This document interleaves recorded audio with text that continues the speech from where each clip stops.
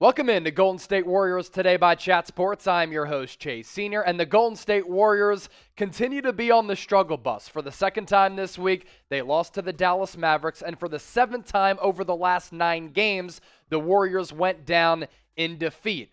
They're really struggling on both ends of the floor to find continuity and consistency offensively, and then defensively by a lot of bigs. They've been gashed, but also along the wings as well. And a storyline that we continue to talk about here on the channel, the fact that the Warriors are missing one of the best defensive stalwarts among all players that we've seen in NBA history in Draymond Green. There's a reason why he's revered on the defensive end, but offensively, he's fantastic with his ability to orchestrate the offense and set up Klay Thompson, as well as Steph Curry and Jordan Poole now with some open opportunities to shoot the basketball and create for themselves. And what's crazy is that Klay Thompson didn't play for a couple of seasons because of the ACL and then the Achilles. It was something like 900 plus days. He makes his debut back a couple months ago, right?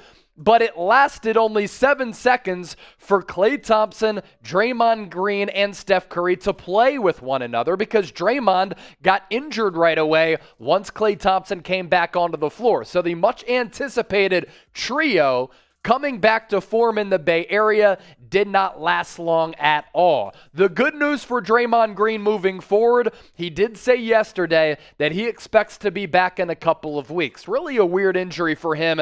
Started with a calf injury in Klay's return. That then led to a back injury, and that was the core issue of Draymond's injury problems. Now, when you look at what Draymond has done this year, he's never been a guy who lights the league on fire in terms of offensive output, but it's his overall impact on the basketball game throughout the year on the team, both ends of the floor, that really just can't be measured. And he has his fingerprints on every single area of the game. This year, 7.9 points per game, 7.5 rebounds, 7.5 dimes, steal and a half per game, and more than a block per night as well. So that goes to show you just how good Draymond Green is on both ends of the floor. And I thought ESPN really did a good job of breaking down his overall value to this Warriors roster. They said this: the Warriors are 14-11 without Draymond Green in the lineup and 28-6 when he's active. The Warriors led the league in net rating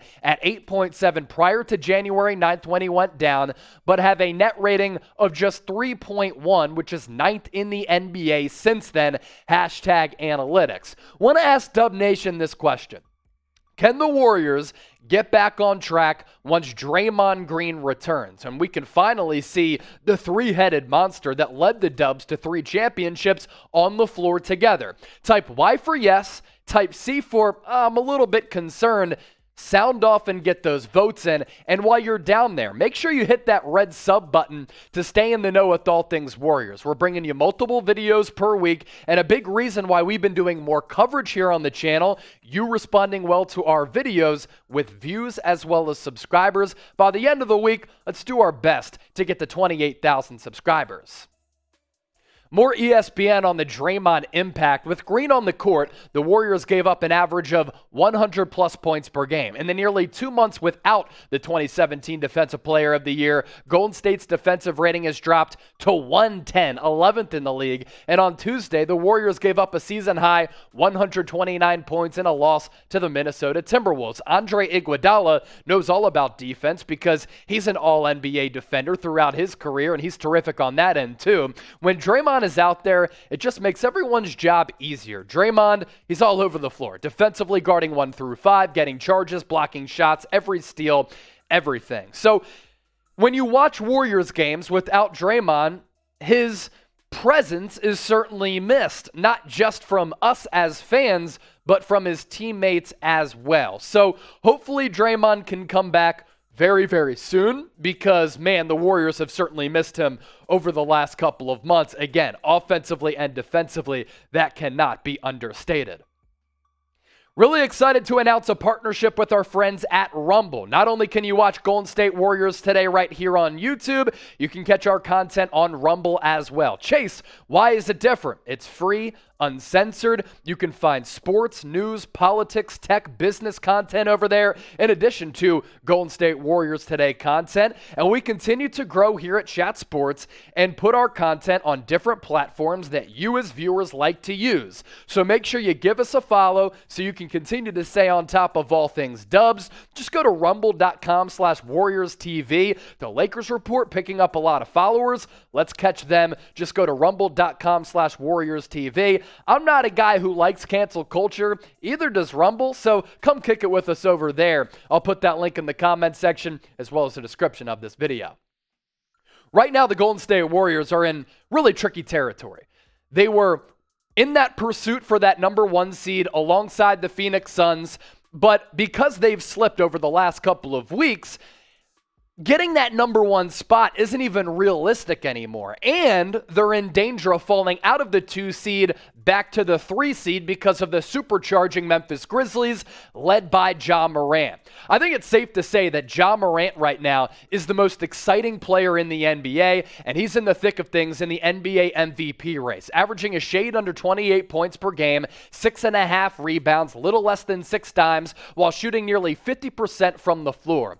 Remember when Steph Curry started to burst onto the scene several years ago, and fans started to show up for his warm-ups because they saw him finding twine and making it rain from all across the arena? The rise of Ja Morant reminds me of the rise of Steph Curry. He has really captured the attention of NBA fans all across the world and in every pocket of America, and fans are starting to show up to the arena solely to watch Ja Morant and buy his jerseys like they did with Steph Curry, because Ja Morant right now is changing basketball. And when I watch Ja on the floor, not only does he play with so much energy, so much excitement, his athleticism really is top tier. He has a blend of Allen Iverson with his ability to capture the audience's attention and really make plays that make you say, oh.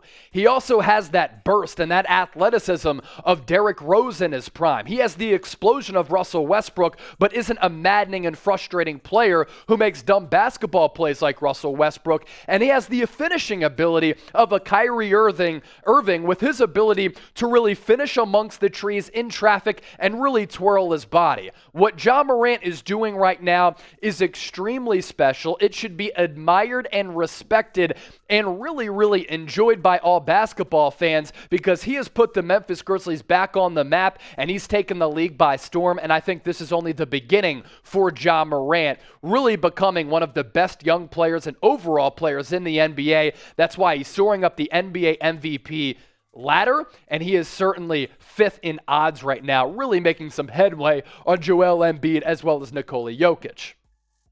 Now, the Warriors are in danger of being overtaken in that 2 spot by the Memphis Grizzlies, and if they fall down to that 3 seed, they might have to take on the Dallas Mavericks in the playoffs, which is a scary proposition for Golden State. Why? They do not match up with Dallas, as evidenced by the Mavericks' 2 wins over the Warriors this week, one at the Chase Center and the other in Dallas. And Luka Doncic really is a mismatch and a nightmare for the Warriors, because there is not a single person on the roster right now who can defend Luka. And even when Draymond Green comes back, I think Luka can still be in his bag. And since February 2nd, Luka has been cooking. Luka has been dominant. Luka has been eaten.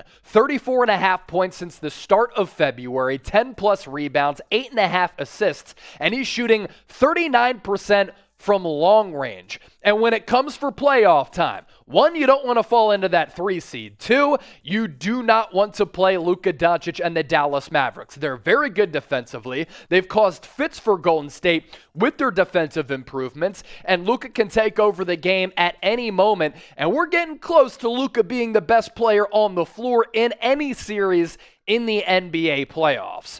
With the Warriors struggling right now, what seed do you think the Dubs will get? You let me know. Drop me a numerical figure into the comment section. Don't forget to subscribe. Have a fantastic weekend, and thanks so much for making Warriors Today a part of your day.